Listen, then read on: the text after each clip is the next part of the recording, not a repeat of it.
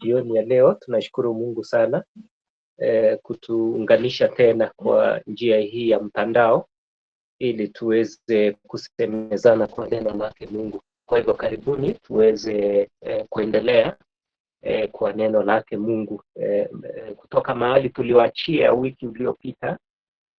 Nafikiri leo tutaenda mstari wa 7 kwa mlango wa 11 kitabu cha Waibrania mlango wa 11. Tutasoma kwa leo mstari wa 7 peke yake, na katika mstari huo wa 7 tutakuwa tukiangalia mambo hapa na pale, na hivyo natumai mwisho tutakuwa tumejifunza jambo. Biblia inasema katika mstari wa 7, kwa imani Nuhu akisha kuonywa na Mungu katika habari za mambo yasiyoonekana bado, kwa jinsi alivyomcha Mungu, aliunda safina apate kuokoa nyumba yake, na hivyo akauhukumu makosa ulimwengu, akawa mrithi wa haki ipatikanayo kwa imani. Nafikiri hayo tu ndiyo maneno ambayo tutakuwa tukiangalia, japo tutakuwa tukiguzia vifungu vingine vya Biblia, lakini hata hivyo ni neno lake Mungu. Na kwa leo tumekuwa tukiangalia juu ya kukua katika imani katika kitabu hiki mlango huu wa 11, na kukua katika imani. Kwa leo tutakuwa tukizungumzia juu ya Nuhu, na Biblia kutokana na hadithi ya Nuhu tungetaka kuzungumzia kuzingatia kusikiza maonyo yake Mungu. Kuzingatia kusikiza maonyo yake Mungu. Wiki uliopita tuliweza kuzungumzia Enoko, na tulijifunza ya kwamba Enoko aliweza kuenenda pamoja na Mungu, na leo tungetaka kuangazia huyu mtumishi anaitwa Nuhu. Na mara mwingi Nuhu akitajwa, mawazo yetu itaenda kule kujengwa kwa safina. Nafikiri Nuhu ndiye ambaye aliweza kujenga safina kama vile Biblia inatueleza, na Nuhu kama mfano wa mtu mwenye imani, na kwa imani akatii maonyo yake Mungu. Na hivyo basi, iwapo Nuhu aliweza kutii maonyo yake Mungu na kwa njia ya imani, kwa siku ya leo tungetaka kujua ni vipi imani tunapotii maonyo yake Mungu, Nuhu kwa imani aliweza kutii maonyo yake Mungu vipi. Nafikiri tutakuwa tukiangazia mambo haya kwa siku ya leo. Na kwanza, kutii maonyo yake Mungu inaanza na mtazamo au nia nzuri kwake Mungu. Ni vipi tunachukulia maonyo yake Mungu? Unachukuliaje maonyo yake Mungu? Na hivyo tutakuwa tukianzia kwanza mtazamo ile nia nzuri kwa kusikiza maonyo yake Mungu. Na ili tuweze kuzungumzia nia na pia mtazamo ambao tuko nayo juu ya maonyo yake Mungu, kwanza lazima tufahamu ya kwamba maonyo yake Mungu ni kwa manufaa yetu. Maonyo yake Mungu ni kwa manufaa yako na yangu pia. Na kama ni kwa manufaa yetu, ni vipi tunachukulia maonyo yale? Makusudi ya maonyo ni kutuepusha na madhara, kwa sababu tumeweza kusema ya kwamba maonyo yake Mungu lazima tuone tunachukuliaje, na hapa tukasema maonyo haya yake Mungu ni kwa ajili ya manufaa yetu. Kwa hivyo Mungu hutuonya, na kule kutuonya ni kwa sababu yeye mwenyewe anataka sisi tunufaike, na ili tuweze kunufaika tujue ya kwamba makusudi ya maonyo yale ni kutuepusha na madhara. Tukichukua mfano katika kitabu cha Timotheo wa pili mlango wa 3 na mstari wa 16, najua ni somo ambalo mara mwingi tunasoma, na Biblia inasema ya kwamba kila andiko lenye pumzi ya Mungu lafaa kwa mafundisho na kwa kuonya watu makosa yao na kwa kuongoza na kwa kuadibisha katika haki. Nafikiri hayo ni maneno yake Mungu, na kama maneno yake Mungu, kusudi la neno lake Mungu ni kutukemea na pia kutukosoa kwa njia ya maonyo. Kwa hivyo Mungu hutuonya kupitia kutukemea na vile vile kutukosoa sisi katika njia zetu. Mungu akiwa na nia nzuri ili kesho tusipate kupatwa na shida yote ile au madhara. Tukitii tutakuwa na manufaa. Iwapo tutasikiza tutakuwa na manufaa. Na hivyo basi, jambo la kwanza ni kwamba lazima tuweze kuona ya kwamba katika mtazamo wetu na pia nia zetu ziwe nia nzuri kwa maonyo yake Mungu, maana yafaa kutusaidia sisi. Pili, tuweze kukubali maonyo yake Mungu kwa hofu takatifu. Kukubali maonyo yake Mungu kwa hofu takatifu. Hatua ya pili ni kukubali maonyo ya Mungu kwa hofu na pia utakatifu. Kwa hofu Nuhu akajenga safina ili kuokoa familia yake. Kwa hofu itamaanisha ya kwamba lazima tuchukue maonyo kwa umakini. Tuchukue maonyo yake Mungu kwa njia ya umakini. Nuhu alionywa juu ya mambo yasiyoonekana, yaani ile gharika, ile mvua ambayo itanyesha, mvua ambayo haijawahi kunyesha, na pia tunatumaini ya kwamba haitawahi nyesha kama wakati wa Nuhu. Na Nuhu alipoonywa juu ya gharika hiyo, akafanya maonyo ama akachukua maonyo yale kwa umakini. Chukua maonyo kwa makini itamaanisha ya kwamba Mungu anaposema jambo lazima yeye atatekeleza, na hivyo lazima tuchukue maonyo yake Mungu kwa njia ambayo ni ya umakini, ili kesho tusipatikane kwa njia ambayo Mungu hakuhitaji. Pili, tuchukulie Mungu kwa njia ya hofu. Tuchukulie Mungu kwa njia ya heshima. Tuchukulie Mungu kwa njia ya kuwa na hofu mbele zake. Na kwanza tunafaa kufahamu ya kwamba Mungu ni wa ajabu. Mungu ana mamlaka.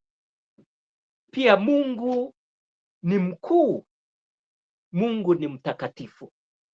Na kwa sababu tumezungumzia sifa zake Mungu, lazima tuone ya kwamba Mungu tunamchukulia kwa njia ya hofu iliyo takatifu. Na tukichukua mfano, wakati moja Kristo aliweza kuzungumzia maneno haya katika kitabu cha Luka mlango wa 12 mstari wa 4 mstari wa 5. Akasema hivi: nami nawaambia ninyi rafiki zangu, msiwaogope hao wauao mwili, kisha baada ya hayo hawana wawezalo kutenda zaidi. Lakini nitawaonya, mtakaye muogopa, muogopeni yule ambaye akisha kumuua mtu ana uwezo wa kumtupa katika jehanamu. Nawaambia, muogopeni huyo. Haya yalikuwa kwa maneno yake Kristo. Na Yesu aliweza kuzungumzia kuwa na hofu kwa yule ambaye anaweza kuua mwili, na vile vile yule ambaye anaweza kutupa mtu katika jehanamu. Kwa njia nyingine, tunafaa kumwogopa Mungu, tunafaa kuwa na hofu kwake Mungu kwa sababu ya sifa hizo ambazo tumeweza kuzungumzia, ya kwamba tunapomtazama Mungu, tumtazame Mungu kama Mungu wa ajabu, tumtazame Mungu kama Mungu wa mamlaka, tumtazame Mungu kama Mungu mkuu, na vile vile tumtazame Mungu kama Mungu mtakatifu. Sehemu ya pili ni vipi Nuhu aliweza kutii maonyo yake Mungu. Kutii maonyo yake Mungu itamaanisha chukua hatua madhubuti. Itamaanisha vile ya kwamba uweze kuchukua hatua, na hivyo tutakuwa tukizungumzia mfano wa Nuhu. Ni vipi Nuhu aliweza kufanya? Nuhu aliweza kutekeleza mambo kadha wa kadha, na kwanza tutasema ya kwamba ili kuchukua maonyo yake Mungu kwa hatua dhabiti ama madhubuti, lazima tufuate hatua kama vile anavyotuelekeza. Nuhu kama mfano wa kuigwa aliweza kufanya maelekezo ya Mungu. Alijenga safina kwa kufuata vile vipimo alizoambiwa na Mungu. Kwa mfano, ile safina ambalo Nuhu aliweza kujenga, urefu wake ukawa futi 450,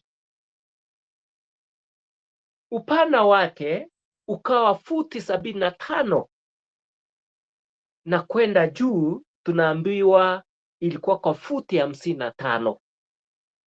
Nuhu kama mfano mzuri wa kuigwa aliweza kufuata vile vipimo. Kwa njia nyingine, hakuweza kufanya tofauti na vile Mungu alivyomwagiza.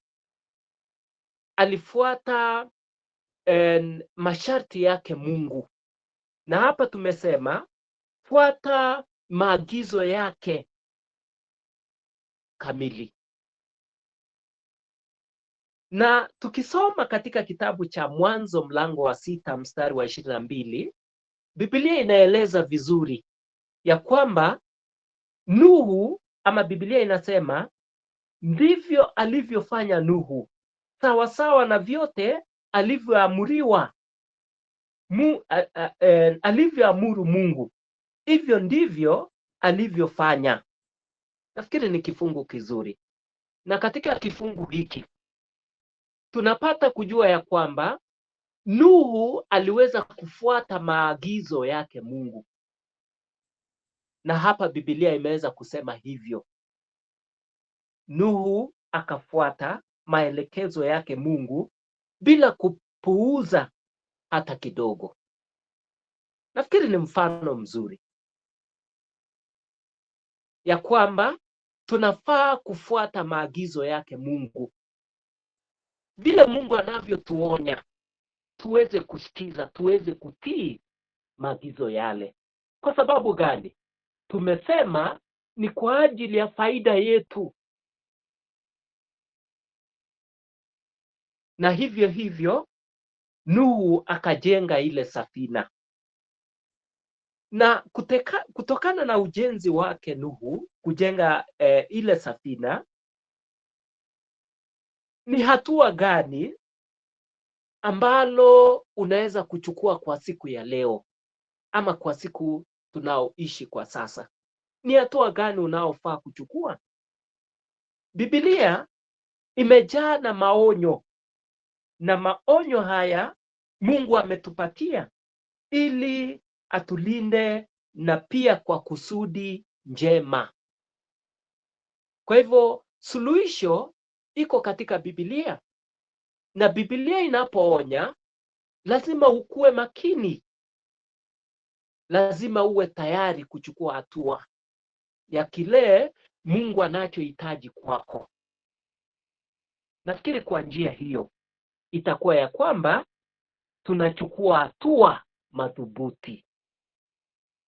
Jambo la tatu tunalozungumzia ni kwamba ni vipi Nuhu aliweza kutii maonyo yake Mungu. Na hapa nikasema ya kwamba katika kutii maonyo yake Mungu aliweza kufanya msimamo iliyo imara mbele ya laiki ya watu. Utakumbuka ya kwamba Mungu aliposhauri Nuhu ajenge ile safina, Nuhu aliweza kuambia watu, aliweza kutangazia watu waje na wajenge ile safina. Lakini je, watu walikuwa tayari? La, watu hawakuwa tayari. Lakini hata hivyo, ingawa watu hawakuwa tayari, Nuhu aliweza kuchukua msimamo ulio imara. Na kwa sababu hiyo basi, ama kwa sababu ya msimamo wake, imani yake na imani ambayo Mungu anahitaji kwetu ni kwamba hukumu utafikia ulimwengu usioamini yeye. Yaani namaanisha ulimwengu tuliopo, hukumu utaweza kuwafikia. Kwa sababu gani? Wameweza kutangaziwa lakini hawako tayari. Na hivyo basi, kwa imani unaweza kusimama imara, na kwa hukumu ile itaweza kufikia ulimwengu.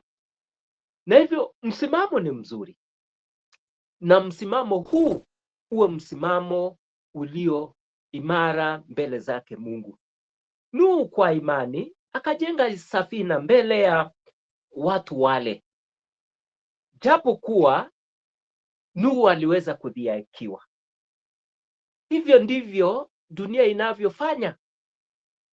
Kwa maana ama kwa imani aliweza kuona mambo tofauti na vile dunia inavyoona. Nafikiri inakuwa vile ya kwamba mambo yanapotukia katika dunia hii, sisi kama watoto wa Mungu inatupatia picha ama taswira ya yale ambayo Biblia imezungumzia, ya kwamba kwa siku za mwisho mambo haya na haya yatafanyika. Wewe unaweza kutazama kwa njia hiyo, lakini ulimwengu hautaweza kutazama kwa njia hiyo. Ndio nikasema kwa imani aliweza kuona mambo tofauti na vile dunia ilivyoweza kuona. Na baada ya kunyesha mchana na usiku kwa siku 40, Nuhu akawa salama na familia yake kwenye kile chombo, na kwa imani akasimama dhidi ya watu wale. Tukisoma mstari huo wa 7, Biblia ilikuwa inasema ya kwamba na hivyo akahukumu makosa ulimwengu. Nafikiri hilo ndilo jambo ambalo tunajaribu kuona, ya kwamba ulimwengu uliweza kuhukumiwa. Kwa sababu gani? Kwa sababu ya yale makosa. Ndio walitangaziwa, lakini wao hawakujali, hawakuchukua maonyo yale kwa njia ambayo ni nzuri, lakini walipuuza. Hiyo ndio sababu pigo iliweza kufikia dunia.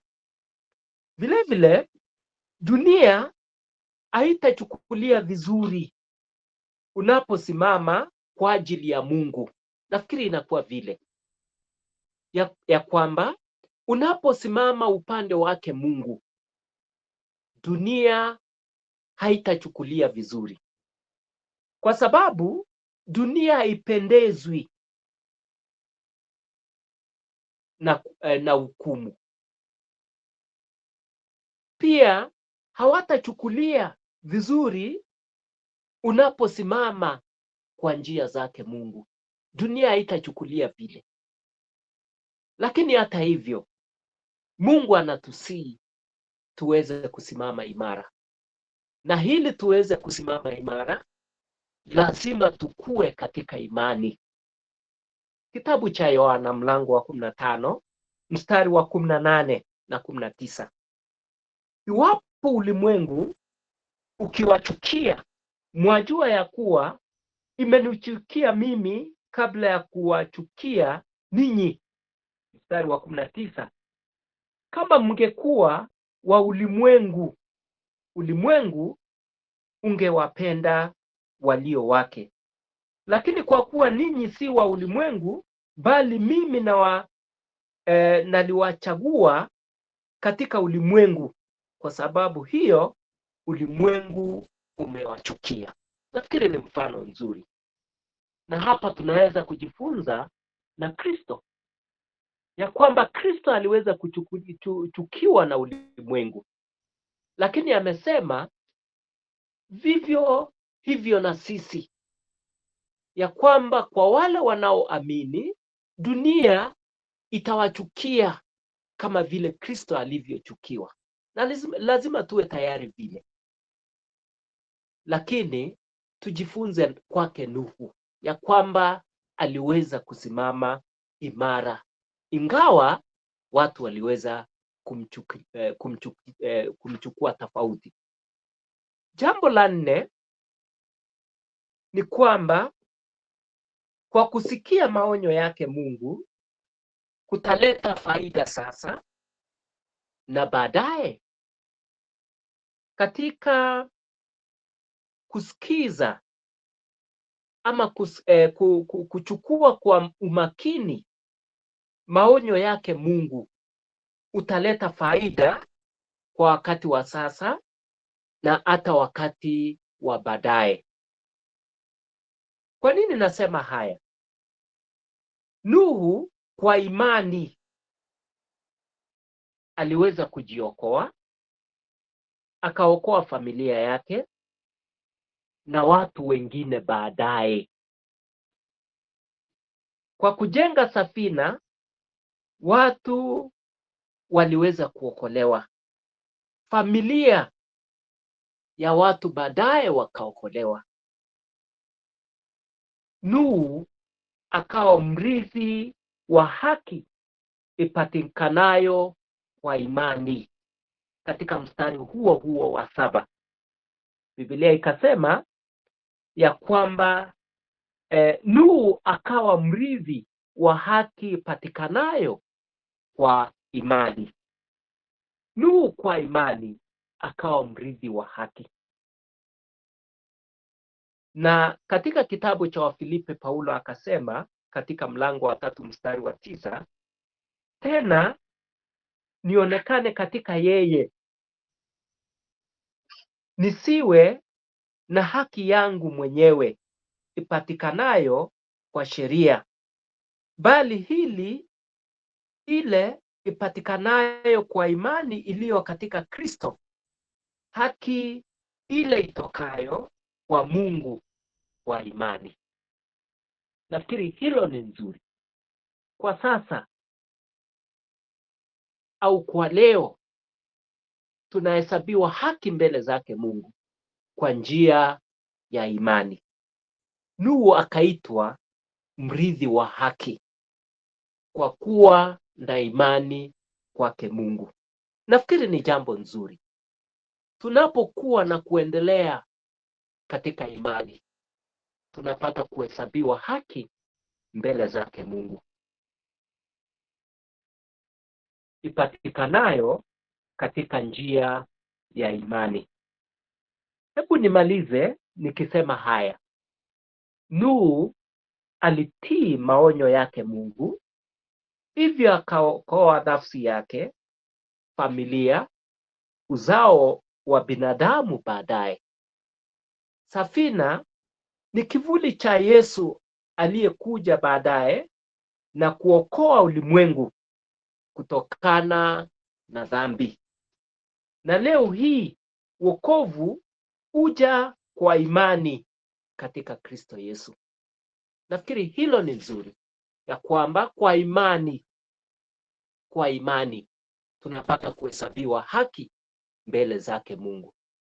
Na mifano hii ambayo tunachukua, Nuhu akiwa mfano kwa siku ya leo, tunafaa kujifunza kwake, ya kwamba alikuwa na imani kwake Mungu, na kwa sababu ya imani ile akahesabiwa haki. Na hata ingawa aliweza kuhesabiwa haki, ni vizuri kwa sababu aliweza kuokoa nafsi yake kwa wakati ule, familia yake, na hata watu baadaye. Vivyo hivyo tukasema ya kwamba kwa imani sisi nasi tutaweza kuokolewa na hata baadaye tukawa na uzima wa milele. Mungu atubariki na pia kutuongoza ili tuweze kujifunza kwa mifano hii na pia tuweze kuwa na imani kwake Mungu. Mungu tunashukuru, asante kwa jioni, asante kwa kutuweka pamoja. Tunashukuru kwa sababu ya neno lako, na tunashukuru Bwana kwa sababu ya mfano nzuri ambao tunajifunza kutokana na Nuhu na wengine wengi waliosimama kwa njia zako. Ingawa dunia haikupendezwa, lakini Bwana uliweza kuwawezesha wakafanya vizuri. Na vivyo hivyo hata na leo Mungu unaweza kusimamisha watu wako. Tunaamini vile. Tuongoze na pia tubariki. Bariki njia ya mtandao ili tunapowasiliana neno lako likaweze kuishi katika maisha yetu. Kwa jina la Yesu uliye Bwana na Mwokozi wetu. Amen.